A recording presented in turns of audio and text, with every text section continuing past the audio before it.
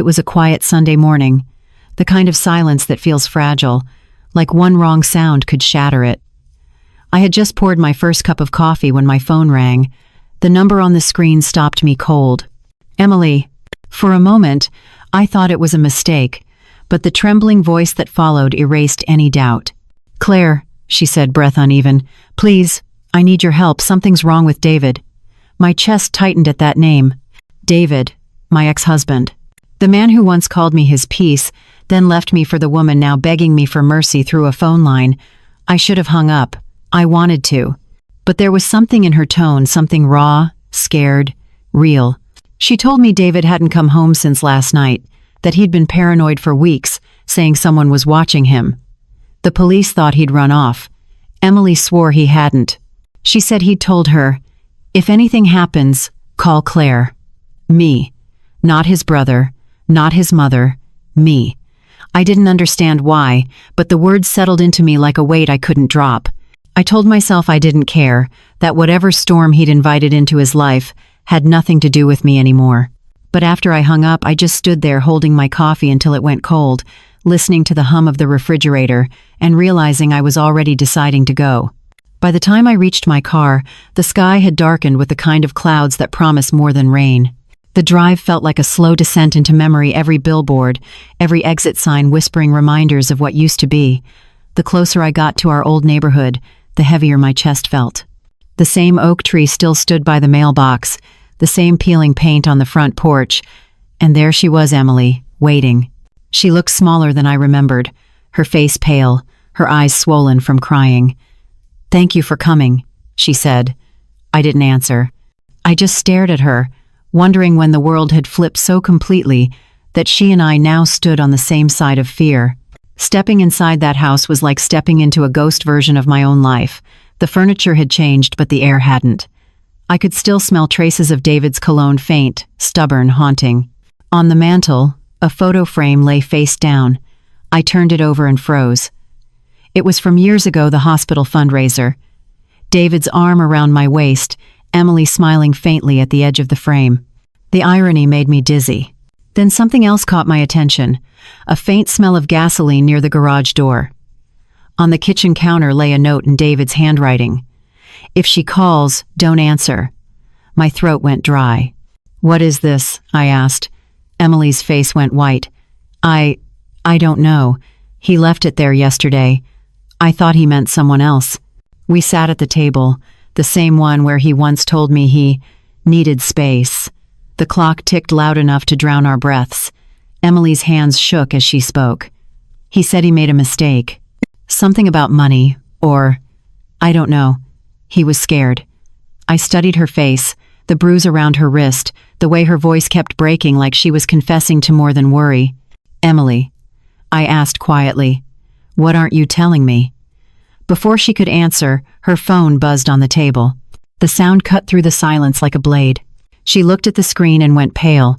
I leaned closer and saw the message. You shouldn't have called her. Now it's too late. For a long moment, neither of us moved. The house seemed to hold its breath. Somewhere outside, a car door slammed, or maybe it was only the wind. Emily whispered, "What do we do?" I stared at the message, my pulse heavy in my ears, and realized something I hadn't felt in years. I wasn't scared for him. I was scared of what I might find. Because whatever this was, it had started long before she called me. And somehow, deep down, I knew it was about to end with me. Karma doesn't always announce itself with thunder. Sometimes, it calls on a quiet Sunday morning and waits to see if you'll pick up. I didn't sleep that night. The message on Emily's phone kept replaying in my head, looping like a whisper that wouldn't fade. You shouldn't have called her. Now it's too late. I sat by the window watching the streetlights flicker across my living room wall. Each shadow felt alive, like someone pacing outside, waiting for me to remember something I had tried too hard to forget. The rain started after midnight, slow, deliberate drops that sounded like a second hand ticking on glass. I told myself it was just a prank, that David had finally pushed one of his schemes too far. But beneath the anger was something quieter, something I didn't want to name: guilt. Morning came gray and cold. I drove to the police station and waited under the humming fluorescent lights, my hands wrapped around a cup of stale coffee. When I told the officer what had happened, he barely looked up from his computer. "Adults disappear all the time," he said, "especially men with debt." Debt. The word clung to me all the way back to the car. David had always been restless with money, always chasing something that looked like success but smelled like desperation. He called it opportunity. I called it gambling with a prettier name. The officer gave me a card and a polite smile that said, "You'll get over it." But I wasn't sure this was something anyone could get over. By noon, I found myself parked outside the office where David used to work, a squat beige building near the edge of the industrial district. His old colleague, Mark, met me at the door. He looked surprised to see me, but not entirely shocked, like he'd been expecting someone to show up eventually. "He didn't tell you?" he asked quietly. I shook my head. Mark rubbed the back of his neck, choosing his words like they might cut him if he wasn't careful. He was working on something off the books. "A private fund," he said. But the people behind it weren't exactly investors. His eyes flicked toward the security camera in the corner. "You shouldn't dig into this, Claire. You really shouldn't." Before I could ask more, he walked away. I sat in the car for a long time, the air thick with exhaust and memory. Something off the books. It sounded like David, charming, reckless, always convinced the rules didn't apply to him. But if that was true, why involve me now? Why tell Emily to call me? I thought back to the last real fight we ever had, the one that ended with a broken glass and a silence that lasted 2 years. I'd found an envelope in his briefcase with a deposit slip for $40,000. When I asked where it came from, he said it was a consulting bonus. But his eyes told a different story, the kind that always ends in someone getting hurt. That evening, I tried to call Emily. No answer. I tried again an hour later. This time she picked up, whispering, "There's someone outside," she said. "They've been sitting in a black SUV since sunset." I told her to call the police. "I can't," she snapped, her voice trembling. "You don't understand. They were the police." The line went dead. For a moment, I sat there, phone in hand, listening to the dial tone, feeling my pulse in my throat. Then I grabbed my keys. The drive back to their house was shorter this time. The storm had broken, and the streets glistened under the orange glow of street lamps. When I pulled up, the front door was half open. The lights were still on. The house smelled of rain, metal, and something else, the faint tang of fear. "Emily?" I called out. No answer. I stepped inside. Every sound amplified the drip of water from the roof, the creak of the floorboards beneath my shoes. The living room looked untouched. But the kitchen was chaos. A chair knocked over, a glass shattered near the sink. And on the counter, Emily's phone, its screen cracked, still recording a voice memo. I pressed play. David's voice filled the air, calm but urgent. "If you're hearing this, it means I was right. It started with the money, but it ends with her." The recording cut off suddenly, replaced by a faint scraping sound like footsteps dragging across concrete. Then silence, the kind that vibrates in your bones. I stood there, staring at the phone, unable to move. "It ends with her." Was he talking about Emily or about me? Outside, a car engine started, low and deliberate. Headlights swept across the window, paused, then faded into the rain. I didn't chase after it. I just stood there, listening to the echo of David's voice in the dark kitchen, realizing that whatever this was, it wasn't just about him disappearing. It was about unfinished conversations, buried lies, and the one thing he'd never given me, the truth. I picked up Emily's phone and saw one last unsent draft message on the screen. It read, "He found out. I think he knows about." And then nothing. No name, no clue. Just the blinking cursor, waiting for words that would never come. That night, as I drove home, I caught my reflection in the rearview mirror, pale, hollow, older than I remembered. And for the first time in years, I felt it. The same quiet dread I'd felt the night David left. The same whisper behind the silence. The same question I had tried to bury under forgiveness. What if the past isn't done with me yet? Sometimes, the truth doesn't hide in the dark. It hides in plain sight, waiting for the one person who can no longer look away. The next morning arrived pale and quiet, the kind of light that makes everything look innocent until you remember what it's hiding. I hadn't slept. Emily's phone sat on my table, still cracked, still glowing faintly, the last trace of her before she vanished. I kept replaying David's voice in my mind. It started with the money, but it ends with her. Every word carried a shadow, and I could no longer tell which her he meant.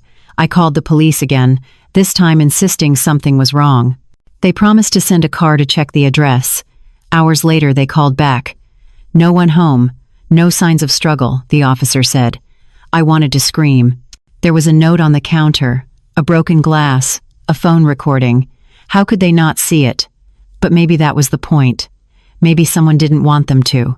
I went back to the hospital for my shift, pretending everything was normal. The smell of antiseptic, the sound of heart monitors, the rhythm of order, they were my only refuge. But in every quiet hallway, I saw reflections of David. He'd visit me there once, years ago, bringing coffee after a night shift. He used to wait in the staff lounge, reading the newspaper, telling me about the big deal he was close to closing. That was before I knew that David didn't chase success, he borrowed it, until it collapsed. I found myself standing in the same hallway where I'd last seen him as a husband, wondering if this was where his ghosts had begun to follow me. At lunch, I sat alone in the break room, scrolling through Emily's phone. Most of her messages were ordinary grocery lists, reminders, selfies. But buried between them was a thread with an unknown number, labeled only as M. The tone of the messages changed over time, friendly at first, then urgent. It's done. Transfer complete. Then later, you said no one would get hurt. My stomach turned. I scrolled further. The last message was dated 2 nights before she called me. It read, he found out about the fund. If I disappear, tell Claire she was right. The words blurred as my eyes filled with tears I didn't realize I still had in me. Right about what? After my shift, I drove to Mark's office again. This time, the parking lot was empty, except for a single light flickering above the door. I knocked, but no one answered. I circled the building and found the side entrance ajar. Inside, papers were scattered, drawers pulled out, computers gone. It looked like a cleanup, fast, deliberate, professional. On the desk, a photo frame lay cracked. Mark with David and 2 other men I didn't recognize, all shaking hands in front of a banner that read GreenTrust Investment Group. The name meant nothing to me, but the logo, a stylized tree wrapped around a globe, sparked something faint in my memory. I'd seen it before, years ago, on a charity sponsorship David had once bragged about. He said it was philanthropy meets profit. I remember laughing and saying, that's just laundering with better PR. He hadn't laughed back. As I stood there, a faint sound came from the back room, the soft click of a door closing. I froze, holding my breath. The air smelled like dust and metal, the kind of air that remembers everything. Mark? I called quietly. No answer.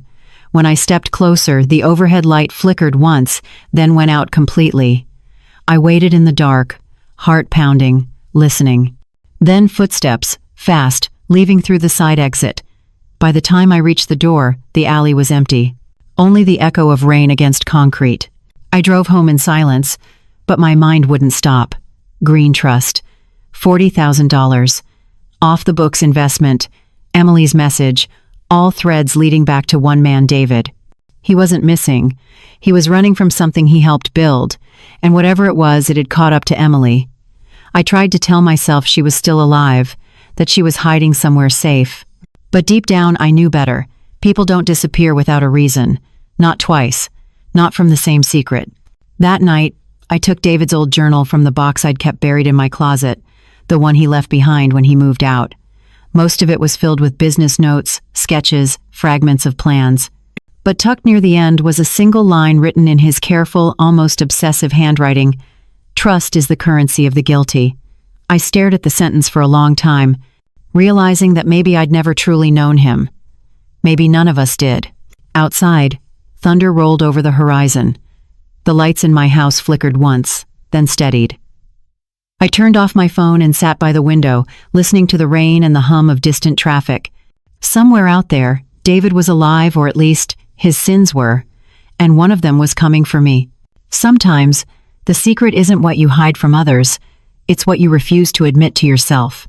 The storm didn't end with the morning. It just slowed into a drizzle, like the sky was too tired to keep crying. I spent hours staring at the GreenTrust logo on my kitchen table, tracing its outline with my finger, A tree strangling the world, that's what it looked like. Maybe it had always looked that way, and I just never noticed. I searched the name online, scrolling through pages of corporate jargon and smiling board members. Renewable Energy Fund, Global Sustainability Initiative, Private Investment for a Cleaner Future. All the right words. But there was something off. No trace of registered investors, no public financial reports, just a single contact number at the bottom of the page. I dialed it, half expecting no one to answer. Instead, a woman's calm voice said, "GreenTrust. How can I help you?" For a second, I froze. "Hi," I managed. "I'm trying to reach someone about David Weller." The silence that followed wasn't normal hold music. Silence, it was alert, measuring. Then she said, "Please hold." The line went dead. I sat there, phone in hand, staring at my reflection in the black screen. Maybe it was just a bad connection. Or maybe I just told the wrong people that I was asking questions. By evening, I decided to drive out to the storage unit David had rented during our marriage, the one he said he used for old office supplies. I'd kept the spare key tucked inside a box of tax papers. The unit sat on the edge of town, behind a chain-link fence glistening with rain. The manager didn't even look up when I signed the visitor log. Inside, the air was thick with dust and something sour, like mold and regret. I switched on the overhead light and saw rows of boxes labeled in David's handwriting: financial records, client files, old equipment. But in the back corner was a metal case, newer than the rest. It was locked, but the lock was weak. One solid pull, and it gave. Inside were folders, neatly stacked, labeled GreenTrust Phase 2. I flipped through them: invoices, offshore accounts, signatures from names I didn't recognize, but one sheet made me stop. A contract bearing Emily's signature, and under authorized witness, my own forged name. My chest tightened as I ran my fingers over the signature identical to mine, but I had never signed it. I kept reading. The document detailed the transfer of a fund worth $250,000 from David's consulting firm to GreenTrust under Emily's approval. But the clause that chilled me said, "In case of breach or exposure, the responsible party forfeits full claim of assets and protection." My hands shook. It wasn't just fraud. It was leverage, the kind of paper trail people vanish over. Suddenly, I understood why Emily had said the police were the police. If David had used my name, I was already part of this, and someone knew. As I stepped back from the case, something caught my eye: a small envelope taped to the lid, my name written across it. Inside was a photograph. David and Emily standing in front of a building with the GreenTrust logo behind them, both smiling, but on the back, in David's handwriting, were 4 words: "You were always right." I didn't drive straight home. I just kept moving, taking random turns until I ended up near the lake where David and I used to go when we were younger, back when love still felt like faith instead of a deal. The water was dark and still, reflecting the heavy clouds above. I sat there for a long time, watching ripples form from the rain. I wanted to believe this was just about money, that greed could explain everything. But greed doesn't leave bruises. It doesn't send messages that sound like threats. Whatever David had stepped into, it was bigger than a scam. When I finally returned home, the house was silent except for the refrigerator hum and the faint ticking of the wall clock. Then, just as I locked the door, my phone buzzed. A new voicemail. No number. I pressed play. A man's voice, low and calm. "You shouldn't have opened the case. We'll be in touch soon." The message ended. I stood in the dark for a long time, phone still in my hand, the quiet pressing against me like a weight. I thought about calling the police again, but what would I even say? That my ex-husband had forged my name, vanished, and now someone I couldn't identify was promising to find me? They'd think I was paranoid. Maybe I was. But paranoia doesn't explain how the message ended with the same sound I'd heard in the warehouse, recording footsteps on concrete, moving closer. I turned off the lights and sat by the window, waiting, watching the street. The rain had stopped. The night felt too still, too patient. Somewhere out there, someone knew I had seen too much. And for the first time, I realized this wasn't just about finding David or saving Emily. It was about surviving what they'd started. Karma doesn't always destroy you in anger. Sometimes, it studies you and waits for you to open the wrong door. I barely slept. The voicemail played on a loop in my head, the voice calm, almost polite, like a banker confirming a debt. By morning, the world felt slightly tilted, the kind of tilt you don't see but feel in your gut. I went to work anyway, trying to cling to normal routines, to the safety of routine sounds, footsteps in the hall, the steady beep of a monitor, the smell of disinfectant that drowned everything else. But every time my phone buzzed, my pulse jumped. Every patient chart looked like a distraction from something closing in. And for the first time since David left me, I didn't feel angry at him. I felt sorry. Because whatever he'd done, he hadn't been clever enough to survive it. That afternoon, a police detective came to the hospital looking for me. Detective Ramos, mid-40s, tired eyes, the kind of face that's seen too many lies to react to new ones. He asked about David, about Emily, about the night I found the house empty. I told him the truth, or at least the parts that wouldn't get me locked in a psych ward. He listened without interrupting, just writing slowly in a small notebook. When I mentioned the forged signature, he finally looked up. "You still have the document?" I nodded. "Don't keep it at home," he said. "Not tonight." He handed me a card. "If anyone contacts you again, you call me. Don't answer unknown numbers. Don't play hero." I almost laughed at that. If I'd wanted to be a hero, I wouldn't have picked up the phone in the first place. After work, I stopped by my sister's house, pretending it was a casual visit. She asked if I was all right, and I lied. I told her I was fine, just tired. She looked at me the way people look at someone standing too close to the edge, unsure whether to pull them back or let them fall. On the way home, I noticed a dark SUV in my rearview mirror. It followed me through 3 turns, then disappeared when I pulled into a crowded gas station. Coincidence, maybe. But I'd stopped believing in coincidence 2 days ago. When I got home, the first thing I noticed was the smell, faint, smoky, wrong. The second thing was the silence. The house felt heavier, as if someone had been there and taken something invisible with them. My kitchen drawers were slightly open, the papers I'd left on the table rearranged. I ran upstairs. The box with David's journal was gone. The envelope with the forged contract was gone too. They hadn't broken in. They'd unlocked the door like they owned it. I called Ramos. He didn't answer. I left a message, voice shaking. "They've been here. They took everything." I hung up and stood in the middle of the room, trying to decide if I should pack a bag, run, hide. But where do you run when the people after you already know your name, your house, your voice? I sat on the floor and felt the first tear fall before I realized I was crying. It wasn't fear that broke me. It was the sudden, brutal understanding that there was no going back. An hour later, the doorbell rang. I froze. Through the peephole, I saw a figure in a raincoat not moving, just standing there. A woman. When I opened the door, Emily was on my porch. Her face was pale, lips trembling, eyes wide like she hadn't slept in days. "They think I'm dead," she whispered. "I need your help." Before I could speak, she pushed past me and locked the door behind her. She told me she'd been hiding since that night. That she'd seen David get into a car with 2 men, arguing, shouting something about the GreenTrust fund. "He said he could fix it," she said, voice shaking. "He thought they just wanted the money back. But they didn't. They wanted silence." I asked who they were. She didn't answer. She just kept whispering, "You weren't supposed to see the file. They'll come for you next." I wanted to ask why he'd used my name, but I already knew the answer. Trust was always David's favorite weapon. The lights flickered once, then again. We both froze. Outside, a car door slammed. I peeked through the curtain headlights flashing against the driveway, a silhouette moving toward the porch. Emily grabbed my arm.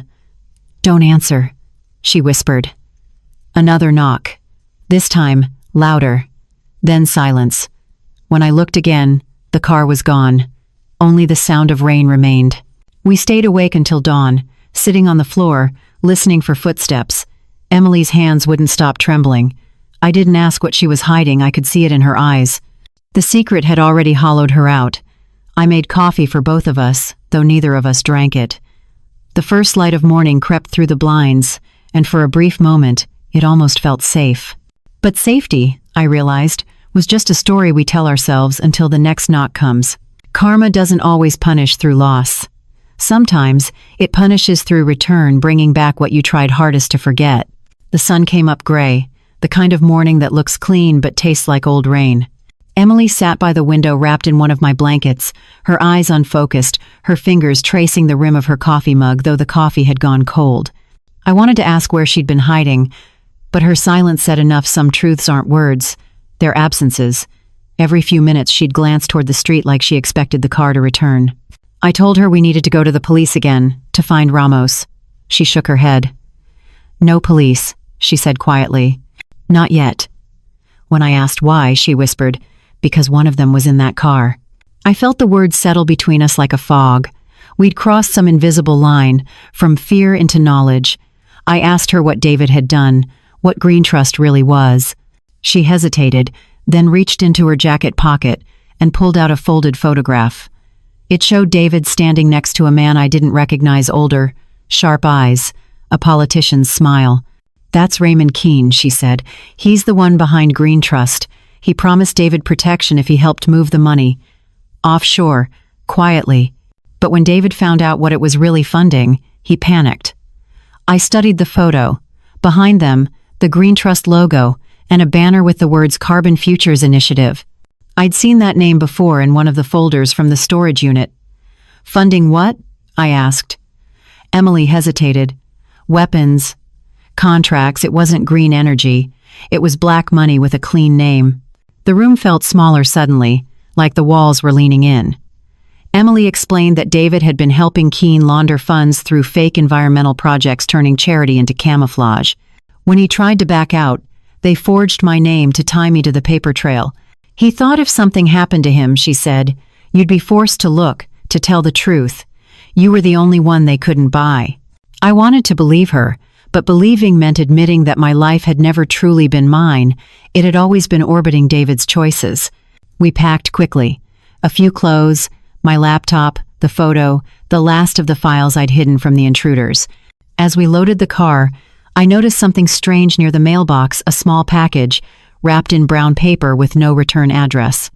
Inside was a flash drive and a note, "For the one who still listens." Emily and I exchanged a look. Neither of us wanted to plug it in, but curiosity was louder than fear. We drove to a small diner on the edge of town, the kind with free Wi-Fi and no questions, and loaded it on my laptop.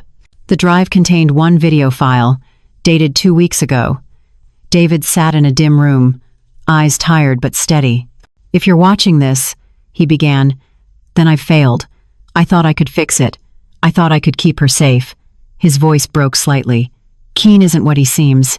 He's been moving money through charities into private contracts, arms, surveillance systems, offshore accounts. GreenTrust is just the mask. If they find this file, they'll destroy anyone tied to it. That includes you, Claire." My breath caught. He looked straight into the camera, like he could see me. "I used your name to protect you. I'm sorry. If there's any justice left, it'll have to come from you." The screen went black. Emily covered her mouth, whispering, "He knew."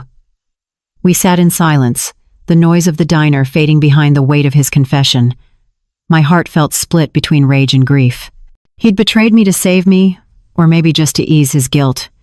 Either way, I was in deeper than I ever wanted to be. I copied the file and destroyed the drive, watching the pieces shatter in the trash bin. There was no safety in proof anymore, proof only painted targets. That night, Emily and I checked into a cheap roadside motel under fake names. The air smelled of bleach and old smoke.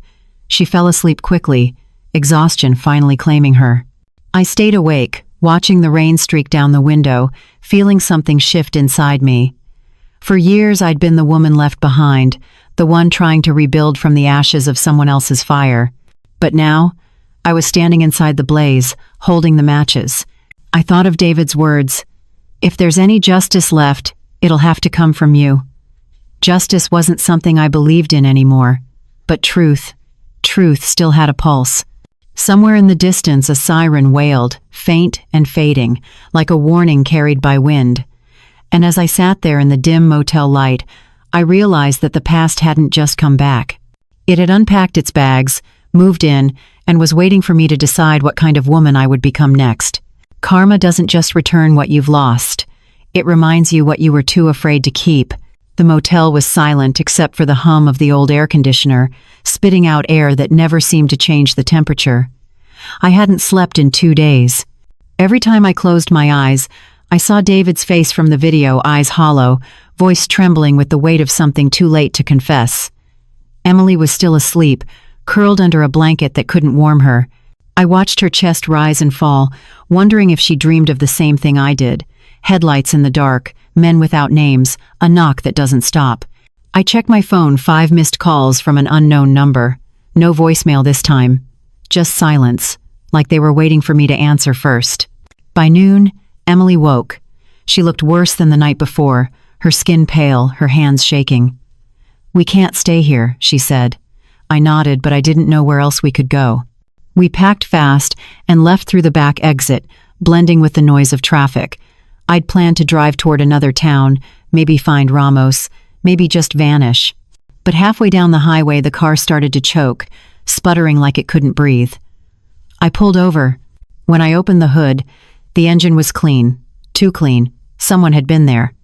Emily stood behind me, her voice low. "They found us." We left the car and walked along the shoulder until we reached an abandoned rest stop. The place was half buried in weeds, its windows shattered, the paint peeling like skin. Inside, the air smelled of rust and dust. Emily sat against the wall, whispering, "He told me they'd never stop. Not until the files were gone." I crouched beside her. "Then we need to give them what they want," I said. "Let them think it's over." But she shook her head. "You don't understand. It's not about the files anymore. It's about who knows." We stayed there until sunset. The world outside turned copper, quiet, the kind of silence that always comes before something breaks. I thought about calling Ramos again, but my phone had no signal. I thought about my sister, my house, the life that felt like it belonged to someone else. The person I used to be cautious, forgiving, patient, she was gone. In her place was someone who understood that sometimes survival requires becoming unrecognizable. When darkness fell, we lit a small fire in a metal trash can, the flames licking at the damp air. Emily handed me a folded piece of paper. "He made me promise to give this to you if anything happened." I opened it. It was a list of names, 10 of them next to numbers that looked like account codes. The first name, Raymond Keene. The last, Detective M. Ramos. My stomach dropped. Emily looked at me, tears forming. "He wasn't trying to protect you from them, Claire. He was trying to protect you from believing anyone could save you." Before I could respond, we heard the sound of gravel shifting outside. Headlights swept across the cracked walls. Emily froze. "Run," she whispered, but it was too late. The door creaked open, and 2 silhouettes filled the frame, faces hidden in shadow. One of them stepped forward and spoke softly, almost kindly. "Ladies, we just need what's ours." His tone was professional, like this was a business transaction, not a hunt. I stood between him and Emily, my hands trembling but steady enough to hide the fear. "It's gone," I said. "Burned." He smiled faintly.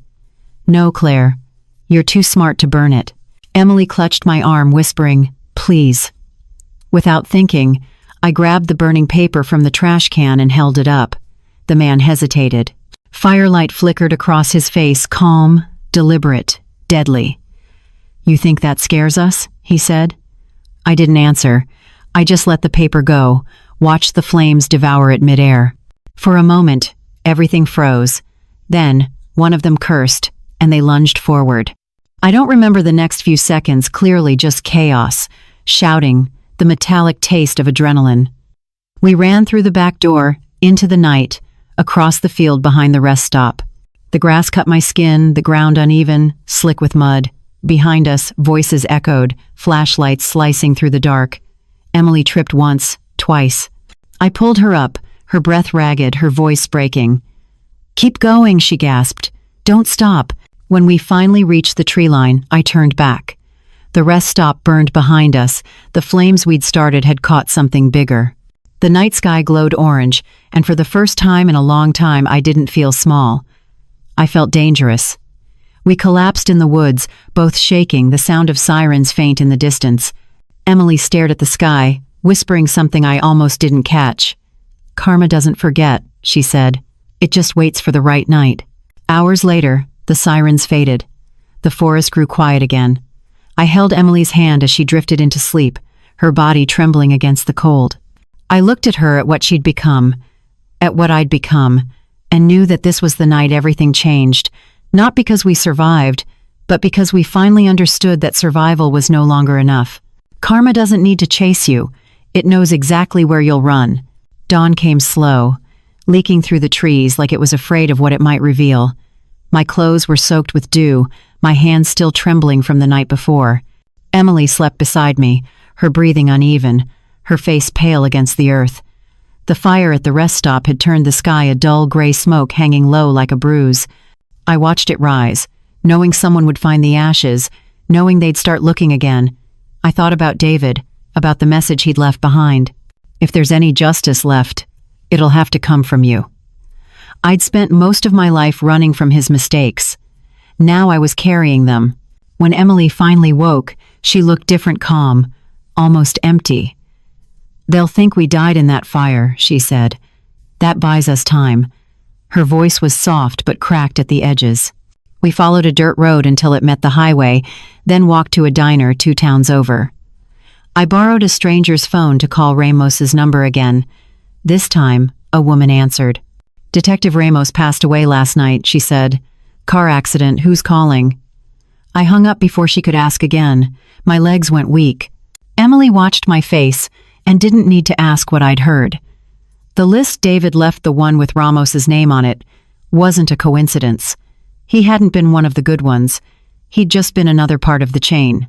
We rented a small cabin near the river under false names. It smelled of pine and old smoke, but it was safe, at least for now. I sat by the window, staring at my reflection in the glass. I barely recognized the woman staring back. There was something colder in her eyes, something steadier. Emily sat across from me, wrapping her arms around herself. "I used to think karma was punishment," she said quietly. "Now I think it's just the truth finding its way out." Her words hit me harder than she knew. Truth doesn't destroy, it exposes. It makes you see who you really are when everything else is stripped away. I couldn't stop thinking about the list of names. If David was right, they weren't just investors. They were participants, people profiting off a lie dressed as salvation. And the only copy of that list now existed in my head. I realized that for the first time in years I had something David never did: power. But power comes with the same disease as guilt. Once you have it, you can't stop feeling it spread. That evening, Emily stood by the river, the wind pulling at her hair. "He tried to save us," she said. "He really did." I didn't answer. I didn't believe in redemption anymore. Not for David, not for myself. But when she turned to me, her eyes filled with tears. He didn't deserve to die like that. I wanted to tell her that maybe he hadn't died at all, that people like David always found a way to disappear. But then I remembered the video, his voice cracking, the fear behind his eyes. Maybe this time, even he couldn't run fast enough. After sunset, I dreamed of water. Dark, endless, heavy. David standing on the other side, reaching out, his mouth moving but no sound coming through. When I woke, I was shaking. Emily was gone. Her blanket folded neatly, her mug still warm. On the table lay a note in her handwriting. "You were right about everything, but I can't do this anymore." I ran outside, calling her name, my voice echoing into the trees. Nothing. Just the sound of the river, calm and indifferent. I fell to my knees in the damp grass, guilt pressing against my chest like a stone. I'd promised to protect her, but maybe I'd just dragged her further into something neither of us could survive. I wanted to hate David for starting it, for making us pawns in his quiet war. But hate is a cheap kind of comfort. The truth was, part of me still loved the man he used to be, or the illusion I made of him. Maybe that's why I kept chasing his shadow. Maybe I wasn't looking for justice at all. Maybe I was looking for closure in the shape of punishment. By midnight, the wind had picked up, rattling the windows like someone knocking to be let in. I sat alone, the river whispering outside, the weight of the list burning in my mind. For the first time, I said it out loud, one name after another, each syllable a small confession. When I reached the last one, David Weller, my voice broke. He'd become what he once hated most, a man defined by what he tried to hide. I pressed my palms together and closed my eyes. Maybe prayer wasn't about forgiveness anymore. Maybe it was about accepting that some things never balance, that karma doesn't come to erase the past, but to hold it steady in front of you until you finally see. Outside, the first snow of the season began to fall quiet, patient, merciless. Sometimes guilt isn't the price for what you've done. It's the proof that you're still human enough to feel it. The snow kept falling through the night, blanketing the world in a silence so deep it almost felt sacred. I sat in the cabin with only a candle burning, the small flame trembling like it too, was afraid of being seen. Emily was gone for 24 hours now. I had checked every trail, every path along the river, calling her name until my voice cracked. Nothing. No footprints in the snow, no sign she'd ever existed here at all. It was as if the world had swallowed her whole. At some point, I stopped crying. There was a strange peace in the emptiness, a stillness that didn't ask for answers. For the first time in months, maybe years, I felt quiet inside. I built a small fire, boiled water, and sat watching the flames shift from orange to blue. The air smelled like pine and smoke, honest smells, without deception. I realized I hadn't thought about survival since the moment I woke up. For weeks, my life had been a reaction, running, hiding, fearing. But now, sitting there in the cold morning light, I understood something simple and terrifying. I didn't want to run anymore. I wanted to finish what David started. Not for him, not for Emily, but for me. Because truth wasn't just something you find. It's something you become when you stop lying to yourself. When the storm cleared, I drove back toward the city. The highways were empty, the world washed clean, as if nature had decided to start over. I stopped at a small rest area and watched my reflection in the rearview mirror. I looked older, sharper. The softness that once made me easy to manipulate was gone. Somewhere between loss and fear, I'd become someone else, someone who didn't ask permission to exist. I opened my notebook and began writing down everything I remembered. Names, dates, transfers, the sequence of David's files. Memory became evidence, and the act of remembering felt like defiance. At a diner off the interstate, I used a payphone to call a journalist I'd once treated years ago, a woman named Laura Finch, who'd worked on corruption cases that made enemies in all the right places. When she answered, her voice was cautious but warm. "Claire? I heard about David." I hesitated. "Then you know what he was doing?" "Enough to know it didn't end with him," she said. I told her I had something she needed to see. There was a pause, then a sigh. "You're in danger," she said. "If you're right about GreenTrust, those names could destroy careers. Maybe more than that." I smiled faintly. "Good. Let's make it worth the risk." We met that evening at an old library cafe that smelled of dust and espresso. I handed her the notebook. She flipped through the pages slowly, her expression shifting from curiosity to disbelief to something darker. "You realize what this is?" she whispered. "These are shell accounts linked to military contracts, and this," she tapped the last page, "this connects them to the Foundation for Global Renewal. That's a government front." My stomach turned. "So it wasn't just Keene." "No," she said softly. "It never is." She closed the notebook. "I'll need time to verify. If I publish this, it won't just expose them. It'll expose you." I thought about that on the drive home. The risk didn't scare me anymore. What scared me was silence, the way it swallows truth when no one speaks. For years, I'd chosen peace over confrontation, forgiveness over fury. I told myself that made me strong. But strength, I finally understood, isn't the absence of fear. It's walking toward it when you have nowhere left to go. That night, I stood by the river again. The water was frozen, still reflecting a fractured version of the moon. I whispered Emily's name, then David's. No answer, no echo, just wind. And maybe that was enough. I didn't need their ghosts to tell me what to do. The path forward wasn't about saving anyone. It was about ending the cycle. I went back inside and sat at the table, writing one final line beneath David's old handwriting in his journal. Justice doesn't whisper. It waits until you can finally hear it. For the first time in a long time, I felt something close to peace, not because I was safe, but because I was finally awake. Sometimes awakening doesn't come with light. It comes when you finally stop being afraid of the dark. I woke before dawn, heart steady, mind clear. There was no more running, no more guessing which shadow held danger. The danger was everywhere now, but so was clarity. Laura had promised to meet me in the city by noon with proof that the story was real, that the names were tied to contracts and bribes worth millions. But I already knew the truth, didn't need more proof. The truth had been following me since the day Emily called. I packed one bag, David's journal, my notebook, a flash drive with the last copy of the video. The snow outside had stopped, but the world still felt cold, like it was holding its breath. The drive into the city was quiet. The skyline appeared through the haze like a mirage gray, gleaming, indifferent. I parked 3 blocks from the cafe where we'd agreed to meet. My phone buzzed once. An unknown number. Don't go inside. The message vanished before I could screenshot it. My pulse quickened, but I walked anyway.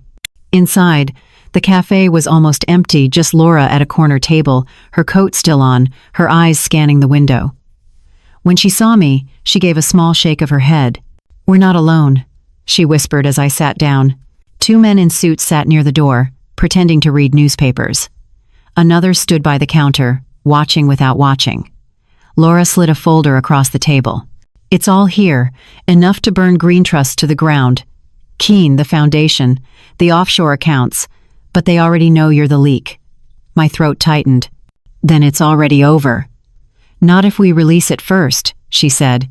"But we'll need to get out of here." We left through the back exit.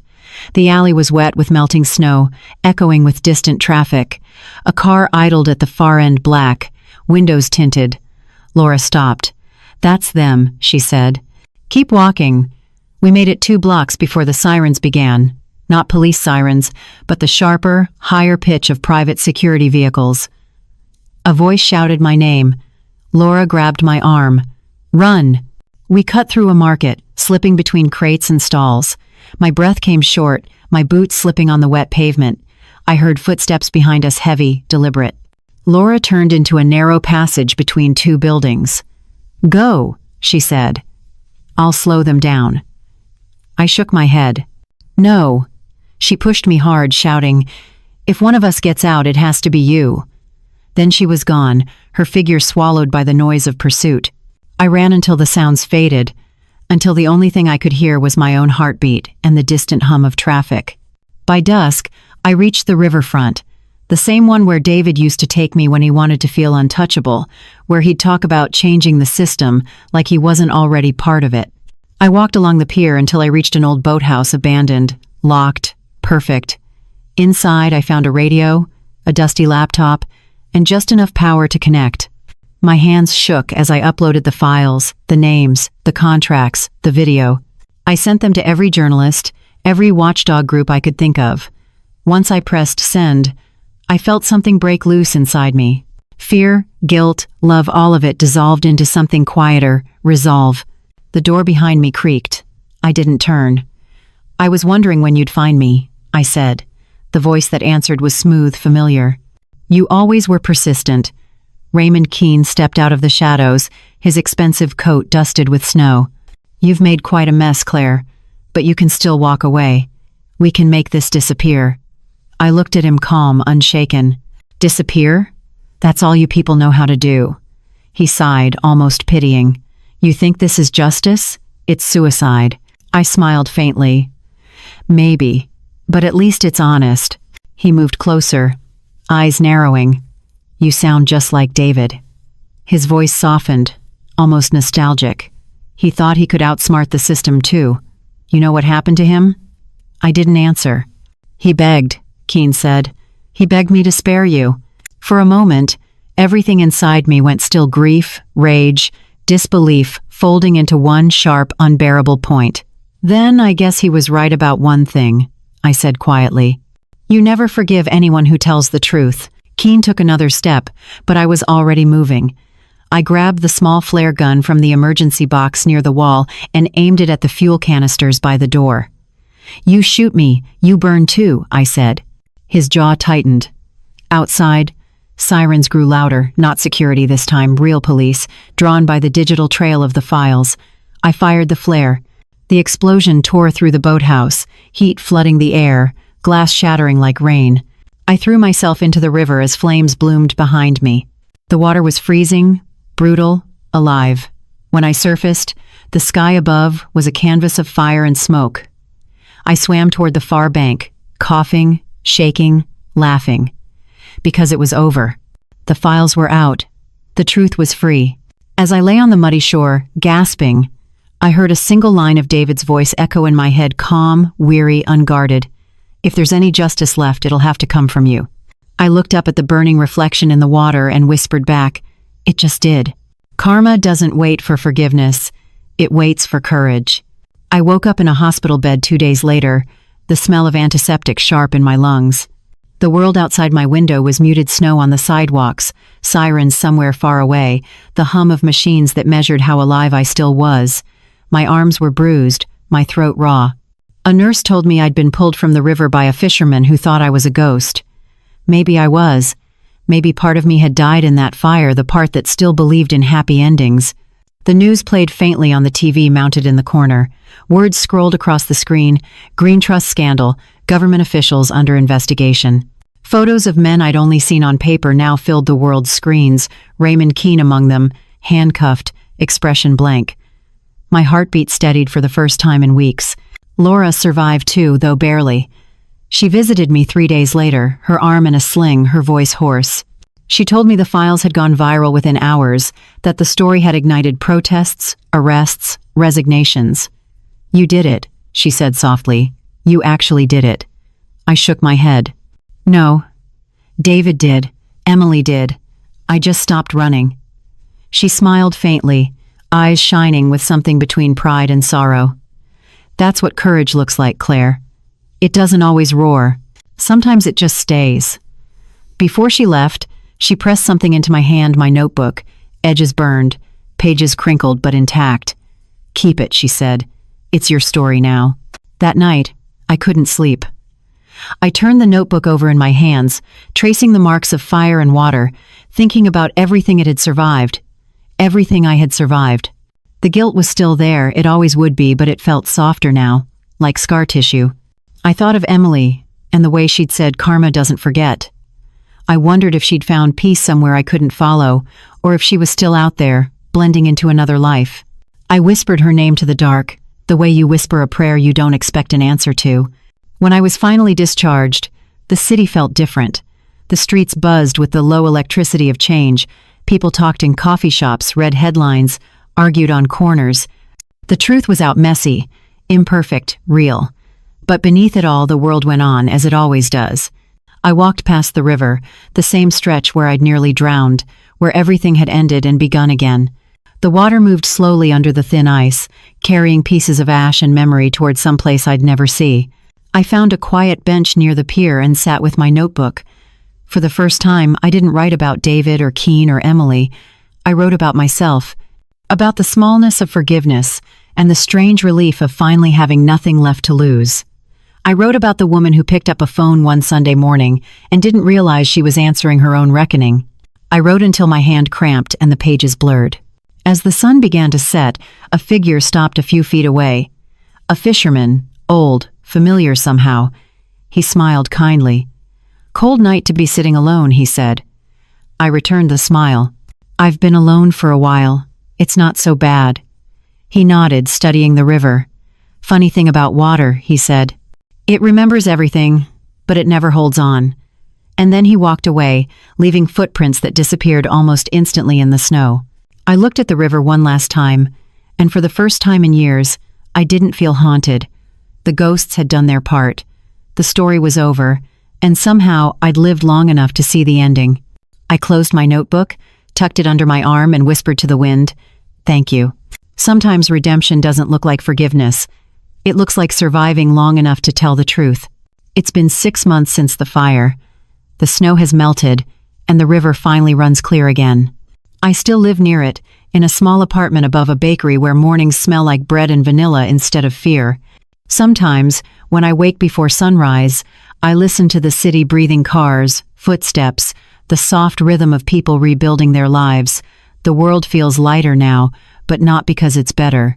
Just because I've stopped carrying what was never mine to hold. The GreenTrust trials are still ongoing.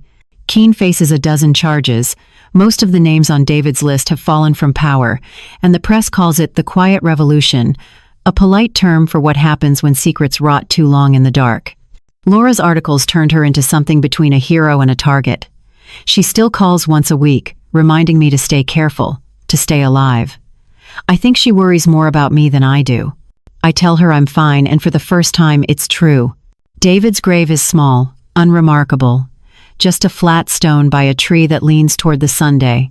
They never recovered his body, but the state declared him dead. I visit sometimes, not out of grief, but gratitude. He was many things: selfish, brilliant, broken, but in the end, he forced me to face the truth I'd been avoiding my whole life. That forgiveness isn't about erasing the past. It's about accepting that the past is never really gone. It just changes shape. As for Emily, she was never found. Some say she fled the country. Some say she didn't make it out of that night.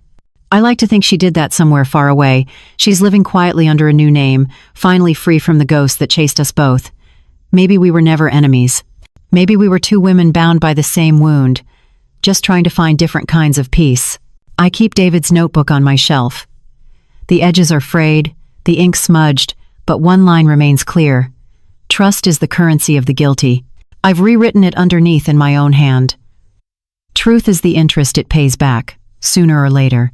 Every time I look at it, I remember the sound of the first phone call, the way Emily's voice trembled, the way my own name felt foreign on her tongue. That was the beginning of everything, not the fall, but the awakening.